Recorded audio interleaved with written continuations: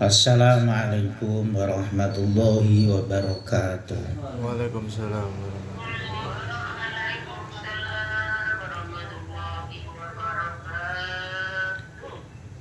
Ila mu'allif al-Fatihah. A'udzu billahi minasyaitonir rajim. Bismillahirrahmanirrahim.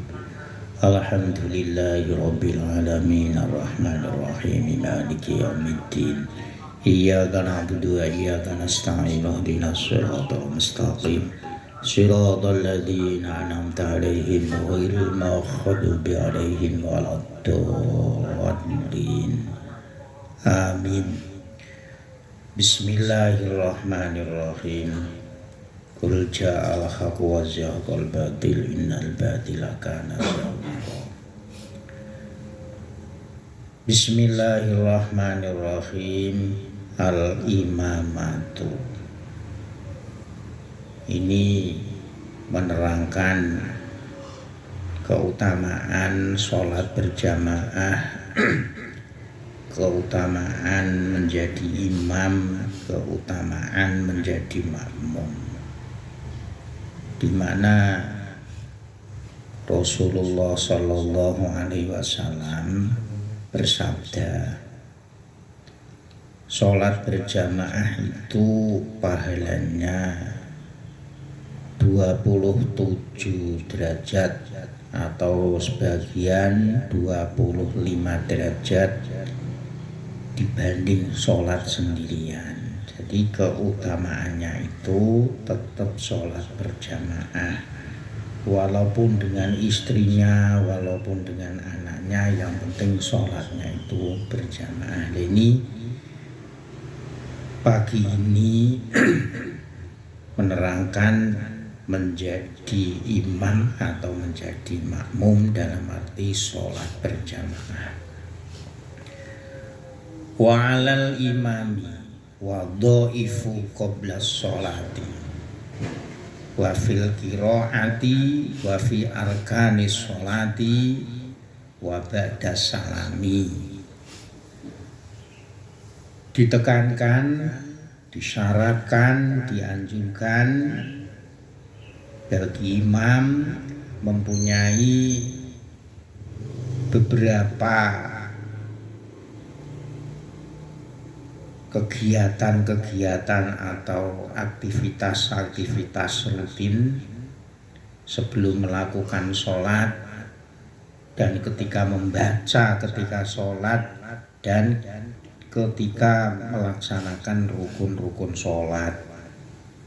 Dan setelah salam itu apa yang dikerjakan oleh imam, wiridan apa, bacaan apa. Nah, amal wadhoifu allati qabla sholati fasitatun. Bagi imam sebelum melakukan sholat itu punya wadhoif atau perilaku-perilaku, kesunahan-kesunahan yang harus dikerjakan. Itu ada 6. Awaluha alla yataqaddama lil imamati ala qaumin yakrohunahu. Jangan sampai seseorang itu ingin maju, ingin menjadi imam, di mana makmumnya atau orang lain itu tidak senang. Ya entah bacaannya itu kelamaan, atau bacaannya itu kurang fasih, atau mungkin ya yang penting hadirin yang makmum itu tidak senang. Itu jangan sampai kita itu punya ambisi tiba-tiba pengen maju. Ini karena demi kenyamanan berjamaah. Kalau nanti seseorang menjadi imam di mana tidak dikehendaki oleh para makmum, dan ini makmum nanti sholatnya berjamaah itu kurang konsen. Kalau orang Jawa itu grundel, setelah sholat malah ngerasani. Ini seharusnya wadhoif, kebiasaan seperti ini jangan dilakukan. Ya nanti di belakang itu ya seperti apa yang imam yang harus disenangi oleh para jamaah. Nanti di belakang yang penting jangan punya ambisi alayatakodama. Maju pengen menjadi imam di mana dia sendiri itu sebenarnya itu tidak disenangi oleh para jamaah. Ini bagi imam ya. Yo kudune peka, seharusnya itu peka. Ternyata orang-orang itu kalau saya imami itu dia enggak suka. Ya. Terus yang berikutnya wa alla yataqaddama wara'ahu man huwa afqahu minhu ila idam tana'a man huwa aula minhu falahu attaqaddum. Dan hendaknya kalau ada orang yang lebih pinter itu, ada orang yang lebih pinter, kita itu kalau bisa itu jangan maju menjadi imam. Kita persilahkan dulu yang orang yang pinter. Afqahu lebih paham fikih. Ini kalau kita lihat itu kebiasaan Gus Bah. Gus Bah itu nggak mau ngimami. Kecuali orang yang alim atau yang pinter fikih ini tadi tidak mau maju, maka dia baru boleh maju. Itu tata krama, tidak keharusan. Yang Gus Bah ya sing imami ya santri-santri ini, karena beliau sendiri itu sudah mempersilahkan. Jadi ini jaganya apa di masyarakat itu loh. Di masyarakat itu kan banyak orang yang ambisi pengen ngimami. Karena kalau ngimami itu kan bahasa kita itu kan prestis. Menjadi imam dicelupak kiai, sebenarnya dicelupak kiai itu ya pangkat duniawi. Kan prestis lah. Jangan sampai disebut imam terus akhirnya itu sebutan yang prestis itu jangan seperti itu. Kita dahulukan orang yang lebih pinter, orang yang lebih paham fikih, dipersilahkan maju menjadi imam. Kalau dia tidak mau, baru siapapun boleh maju. Ini hanya tata krama, bukan sebuah kewajiban. Itu kalau bisa menjadi imam itu seperti itu. Jadi lebih tahu akan fikih atau tentang hukum daripada sholat berjamaah. Nah, kalau ada orang yang pinter, orang yang ngerti fikih tidak mau maju menjadi imam, mempersilahkan yang lain maju. Wa yukrahu inda dalika al-mudafa'atu. Kalau demikian makruh. Wong sing pinter ora gelem maju mempersilahkan yang lain terus odor-odoran cara bahasane Jawa iki. Moh, sampean pali, sampean ini enggak baik. Ya wis pokoknya itu salah satu maju. Orang Jawanya itu odor-odoran ora gelem, tidak mau. Atau bahasa di sininya itu mudafa'ah. Mudafa'ah itu artinya saling menolak. Ini hukumnya malah makruh. Lebih baik yang salah satu pokoknya itu maju.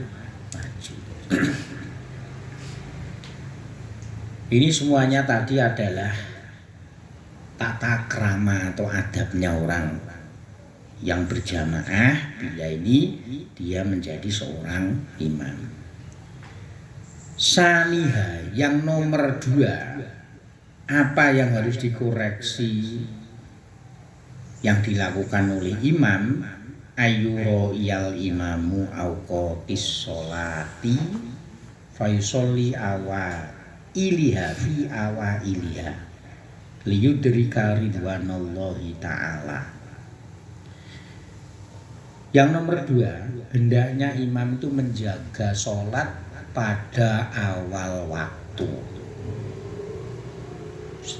Tapi nek wong desa iki kula wingi ning ndi ya? Ning Batang. Ning Batang karo ning Kendal. Terus ning Ungaran. Kemarin saya tuh ngaran kalau hari Ahad, kalau hari Kamis itu di Batang sama di Kendal. Itu sholat asar itu jam 4. Jam 4. Istilahnya tuh adanya tuh jam setengah 4, tapi jamaah baru jam 4. Itu karena memang kondisional kok. Rata-rata orang desa itu ke kebun terlebih dahulu, menanti orang-orang pulang. Nah, ini bijaksananya muadzin itu harus seperti itu.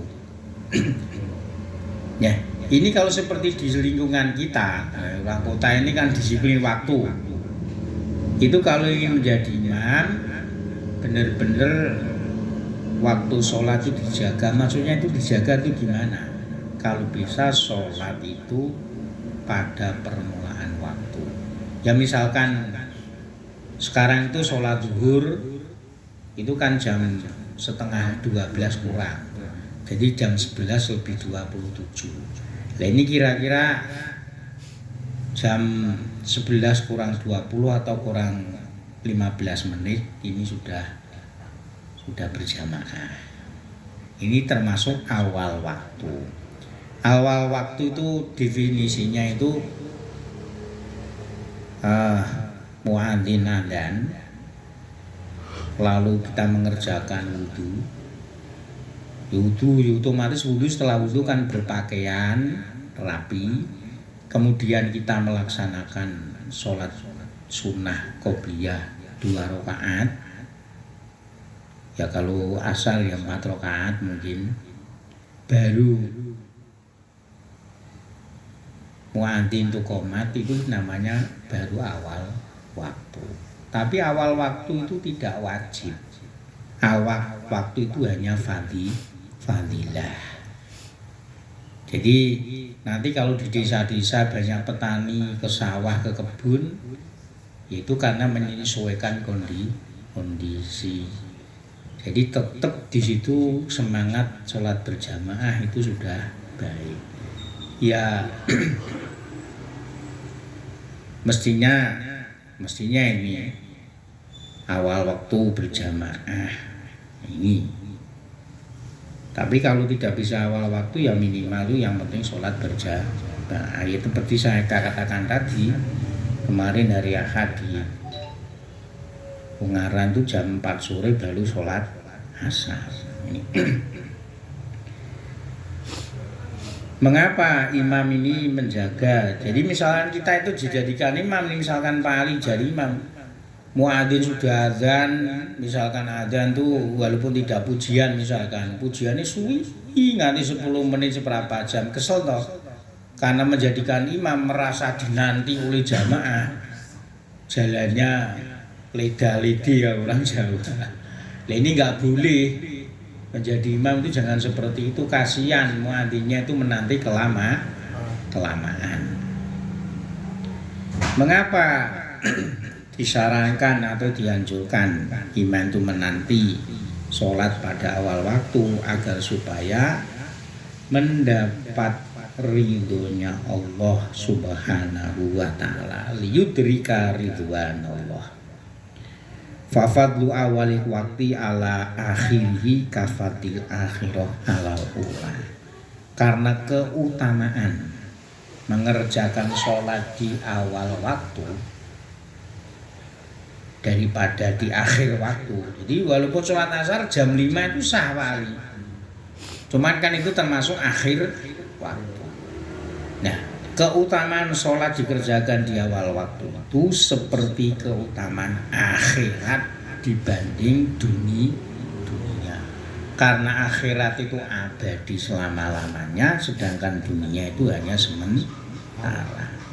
Wala yang bagi ayu akhiros sholati wa akhiros sholata li intidori kasratil jam'i bal alaihi al-mubadaratu hiyazati fadilati awalil fakti. Maka bagi imam tidak diperbolehkan, tidak layak mengerjakan sholat diakhirkan hanya karena menanti jamaahnya itu banyak. Karena apa?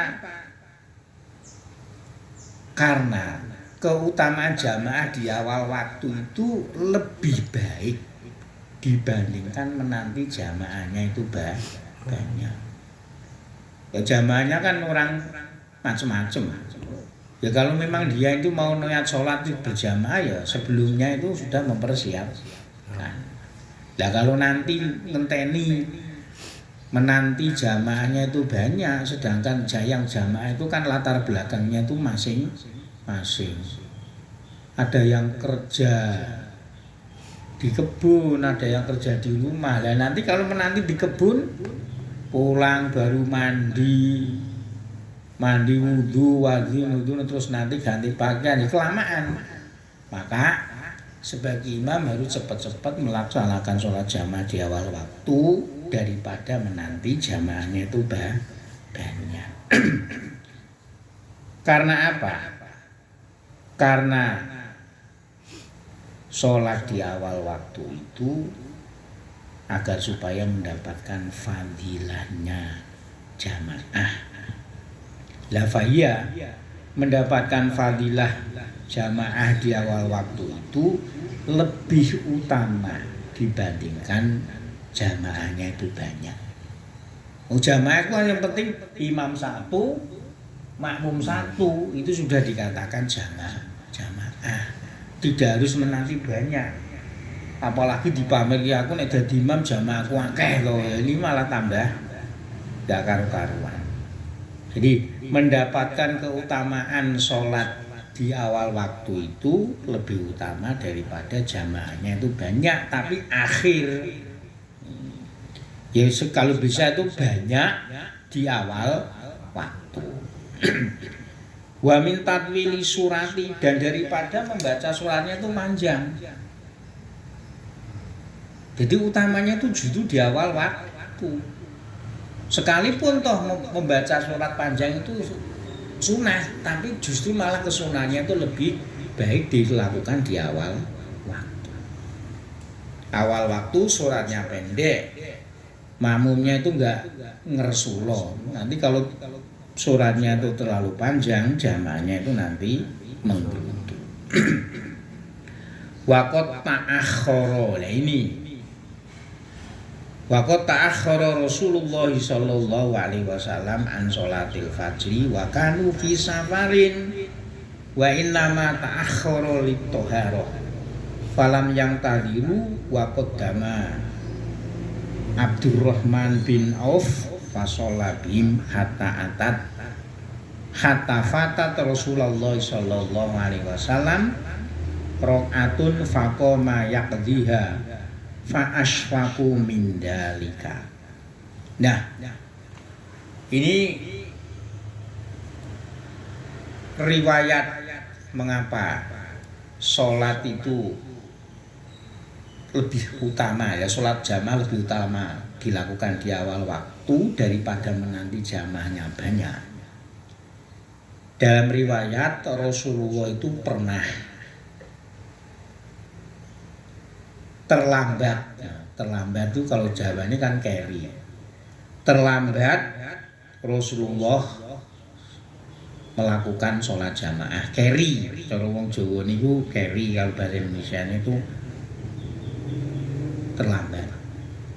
Dan itu ada waktu sholatnya itu ketika bepergian. Lah Rasulullah terlambat sholat berjamaah ini karena Rasulullah itu bersuci karena baru pergi, ya mungkin karena baru kencing atau baru berak atau apa, yang penting Rasulullah itu terlambatnya itu bersuci. Kalau sini itu kan wudu. Itu saja oleh para sahabat ini sholatnya itu sholat subuh kali. Para sahabat saja Rasulullah itu ditinggal.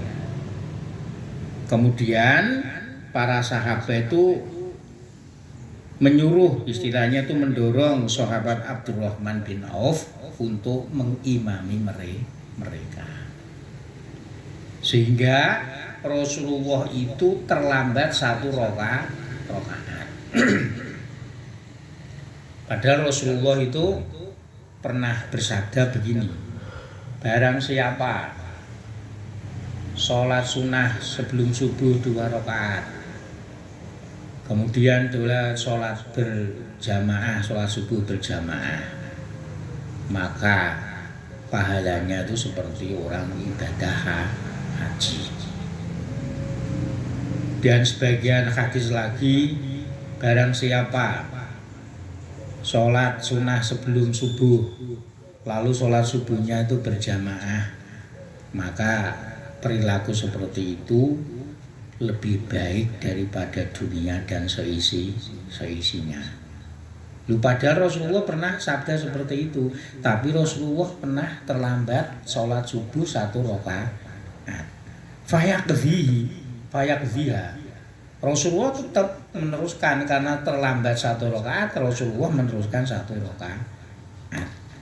Nah, yang akhirnya para sahabat mengerti seperti itu toh sangat kasihan. Colok Jawa niki mesakake. Gusti Nabi ora nemoni 1 rakaat. Nah, jadi koyo-koyo kalau zaman biyen, zaman Rasulullah, orang tidak sholat jamaah itu terlambat 1 rakaat itu seakan-akan itu mendapatkan musibah. Jadi fa'aswaku iki jawane iki wong-wong padha mesake, sahabat mesake Kanjeng Nabi ora oleh fadilahe 1 rakaat. Dulu itu seperti itu. Terlambat 1 rakaat itu seakan-akan kena musibah. Faqala Rasulullah sallallahu alaihi wasallam. Faqala Rasulullah sallallahu alaihi wasallam. Mboten terganggu nggih para jamaah. Halo? Niki masalah enten enten napa niku jenenge enten telepon masuk. Saya teruskan. Fayaqdhiha. Faqala Rasulullah sallallahu alaihi wasallam qad ahsantum hakadha faf'alu. Karepe sahabat iki Kanjeng Nabi terlambat jamaah salat subuh 1 rakaat, para sahabat itu mesaki. Tapi dawuhe Kanjeng Nabi itu gimana? Qad ahsantum. Sudah kamu kayak yang kamu lakukan, ninggal aku ngono lho. Itu adalah perilaku yang baik. Ya seperti itu kamu kerjakan. Maksudnya seperti itu kamu kerjakan itu apa? Sholat di awal waktu, ora usah ngenteni jamaah itu banyak. Jadi Rasulullah itu seperti itu. Sudah, nggak apa-apa, kamu tinggalkan saya nggak apa, itu baik. Sepertilah seharusnya kamu lakukan, sholat berjamaah di awal waktu, tidak perlu menanti saya. Padahal Kanjeng Nabi terlambat itu kan hanya bersuci. Entah itu mandi, entah itu wudu. Kok kesuwen tinggal. Itu loh. Jadi riwayatnya itu ada, wah jamaah yang iki utama tinimbang sithik lah. Sithik tapi nek ning waktu itu Rasulullah riwayatnya itu pernah ketinggalan. Wa dhahaba marratan yuslihu baina qaumin. Fata'akhkhara an sholati dhuhri faqad damu Abu Bakrin radhiyallahu anhu hatta ja'a sholawatullahi alaihi wa huwa fi sholati faqoma ila janibi. Pada suatu ketika Rasulullah pergi mendamaikan perselisihan kaum Kanjeng Nabi. Ada yang berselisih, didamaikan oleh Rasulullah. Nah, gara-gara Rasulullah mendamaikan kaumnya, akhirnya Kanjeng Nabi itu terlambat sholat berjamaah, sholat zuhur. Lalu para sahabat mendorong sahabat Abu Bakar agar supaya mengimami mereka. Nah, itu kan Kanjeng Nabi tidak dinanti, ora dienteni. Sehingga Rasulullah itu datang, tapi sholat zuhur itu masih. Maka Rasulullah pun akhirnya tetap meneruskan ikut sholat zuhur berjamaah di sisi Sayyidina Abu Bakar. bakar. Faqoma ila janibihi. Jadi kalau diambil kesimpulan hadis atau riwayat ini, misalkan kita itu sudah terbiasa sholat berjamaah, tapi karena demi melakukan kebaikan sehingga sholat jamaahnya itu terlambat 1 rakaat atau 2 rakaat, maka pekerjaan yang kita lakukan itu karena baik tetap mendapatkan pahala, tetap mendapatkan keutamaan berjamaah. Walaisa alal ima'in tidorul muadzini wa innama alal muadzini intidorus so'iwi tidorul imami. Jadi kalau ada muadzin orang yang adzan, ini memang pasnya itu ketika sudah adzan itu menanti sholat jamaah ini ngenteni imami nek teko, ya seperti kita ini di sekitar kita sudah bener Pak. Jangan dibalik, imami wis teko masjid tapi sing adzan ora akhiri imami yo adzan yo pujian yo komat yo imami sisan. Jadi jangan dibalik. Yang bener itu ada muadzin mengkomati berjamaah itu kalau imamnya sudah datang. Jangan dibalik.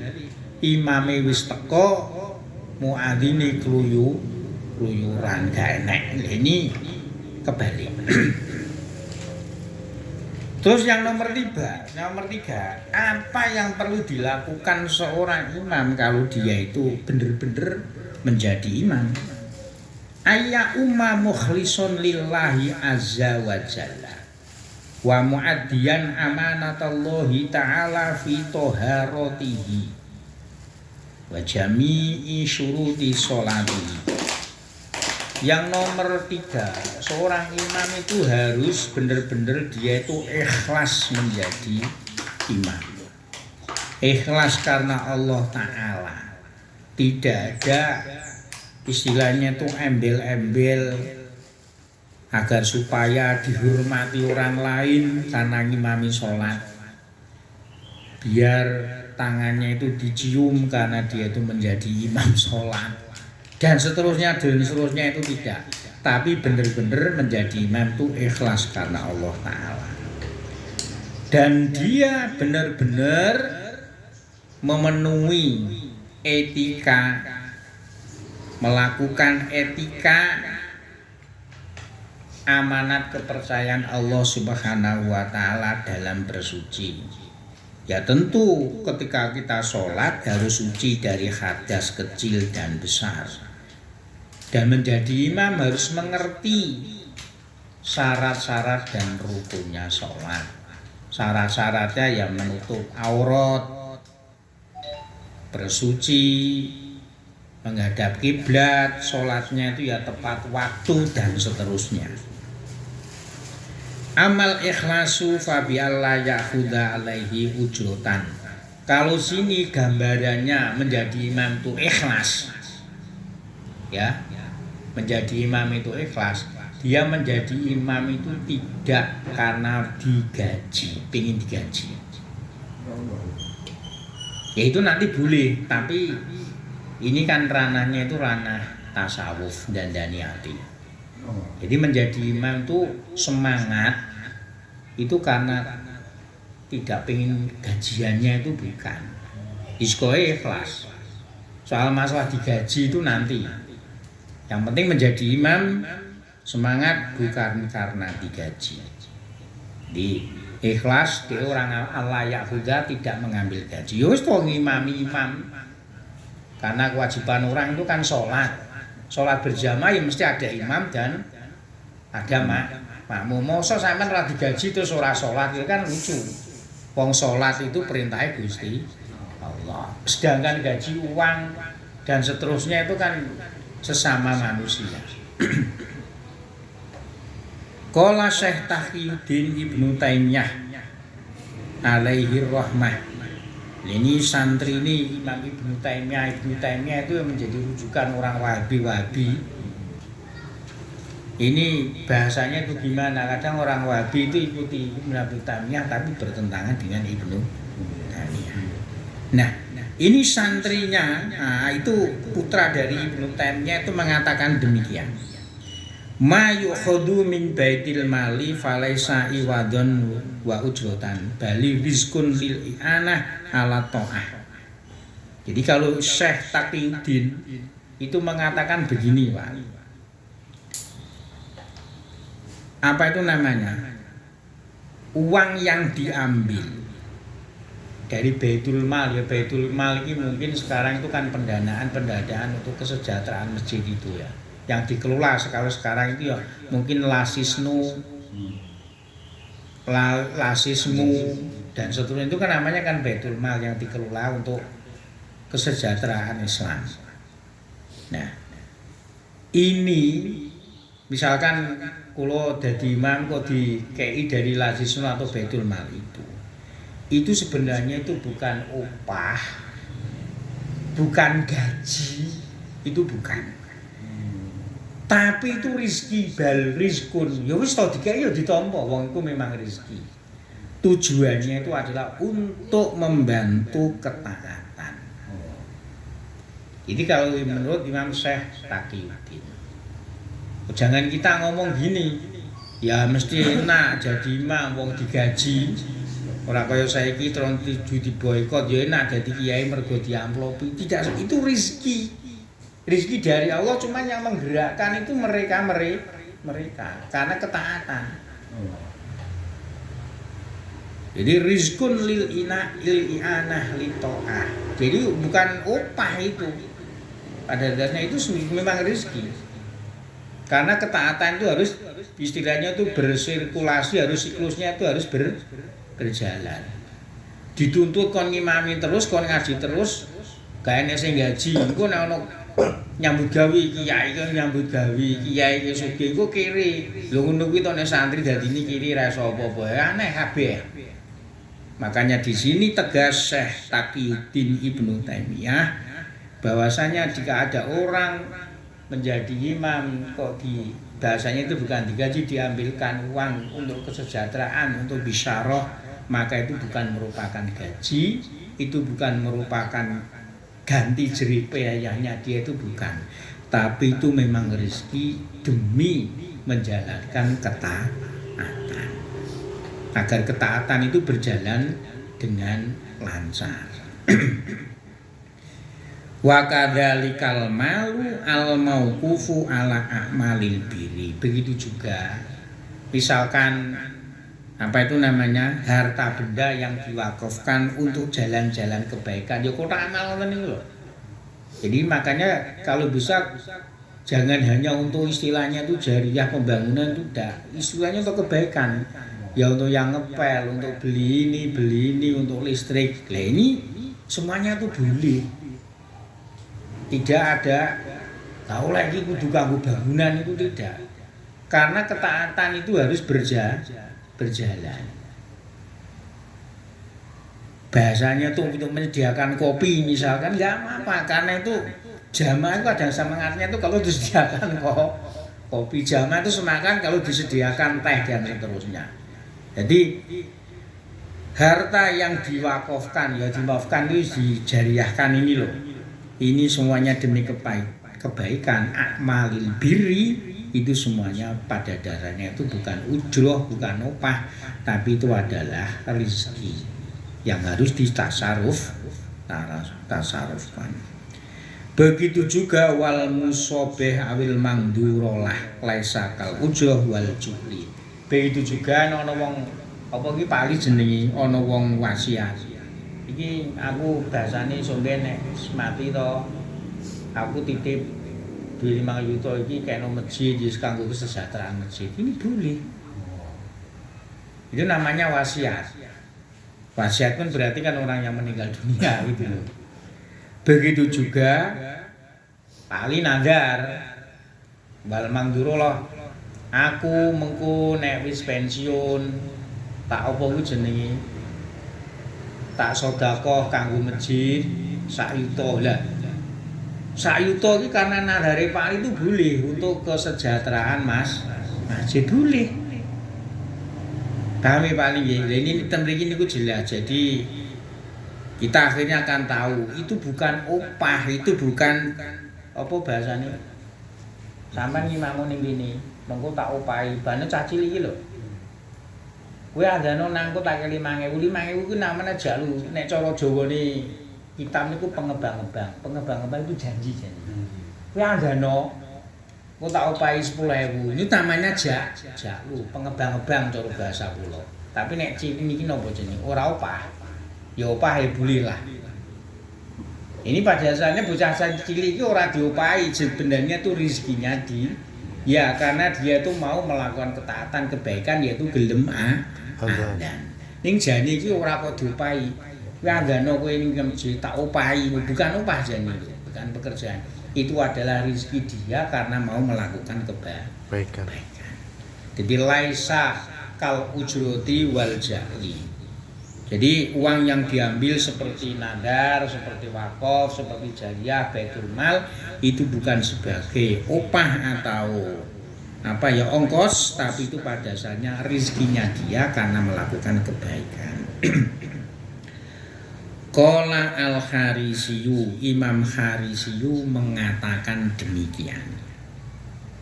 Falqailu bil man'i min ahdil ujroh ala nau'il qurbi la yamna'u min ahdil masyruti fil waqfi. Jadi Imam Kharis itu mengatakan pendapat atau ulama yang mengatakan nek ana wong dadi imam adzan atau kebaikan apa sajalah itu tidak diperbolehkan. Jadi pokoknya ibadah. Wong imam itu kan ibadah. Adzan juga ibadah. Itu mengatakan tidak boleh mengambil upah. Itu berpendapat juga dia itu tidak apa itu namanya tidak mengabaikan pendapat bahwa seseorang yang melakukan itu mengambil apa ya bahasanya yang dijanjikan. Jadi ngeten lho. Mau kan nenek mama nih Yul kowe andano. Mengko tak upahi 5.000. Saya kan mengatakan wong adzan, wong ngimami itu kan tidak boleh mengambil gaji bahasanya. Ning krana aku menjanjikan 5.000 nek gelem adzan, maka hal semacam ini boleh. Pendapat pertama yang saya mengatakan tidak boleh gaji, tapi saya mengatakan itu boleh njupuk apa sing dijanjikan. Kira-kira paham belum paham? Jadi aku ngomong wong imam iki jane iki ora oleh diopahi, mengambil upah iki ora oleh.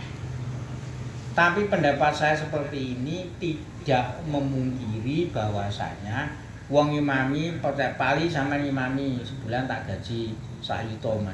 Ya semacam ini walaupun pertama saya pendapat seperti itu, tapi apa yang dijanjikan maksud alaiha ini boleh. Karena maksud alaiha itu termasuk rizki. Itu harus bisa membedakan. Ya sebenarnya boleh. Konadan sebulan aku digaji semini loh. Ujroh boleh, tapi ini karena ranahnya itu ranah tasawuf. Ora oleh dalam hati ora oleh cara ati mosok kowe ngimami aku digaji ora digaji ora gelem ngimami gitu lho maksudnya. Tapi orang imami itu boleh dia itu mengambil apa yang dia janjikan. Karena sak dunia tampil masjid kuwi janjekne nek gelem ngimami sebulan kuwi digaji semini. Lah ini boleh karena tadi di depan itu dikatakan itu sebenarnya itu bukan gaji, tapi itu karena rezeki dari Allah karena melaksanakan ketaatan.